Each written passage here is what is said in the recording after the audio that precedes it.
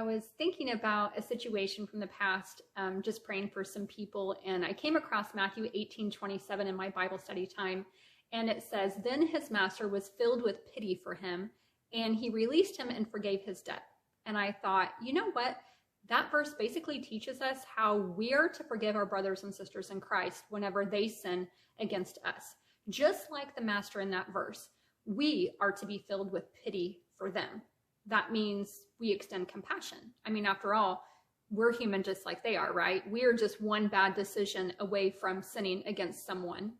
And just like the master, we are to release them, let them out of your heart's prison, separate them from that sin that they have committed. Don't be bitter, don't hate them, instead hate their sin. And finally, we're to forgive them for each offense, for each trespass, each mistake, each sin, each wound. And that's hard. That's easier said than done. I mean, what if they don't ever apologize? Forgive them. What if they don't ever change their behavior? Forgive them. What if they don't make restitution? Forgive them. Yeah, but doesn't that mean that you condone their actions or you accept what they did to you? No, forgiveness does not mean that. Okay, so then what you're saying is we're not supposed to maintain healthy boundaries. Nope, didn't say that either. And forgiving does not always mean that the relationship is going to be restored either, right? Nonetheless, Jesus tells us to forgive. But Matthew 5 verses 44 through 48 tells us to love our enemies, pray for those who persecute us.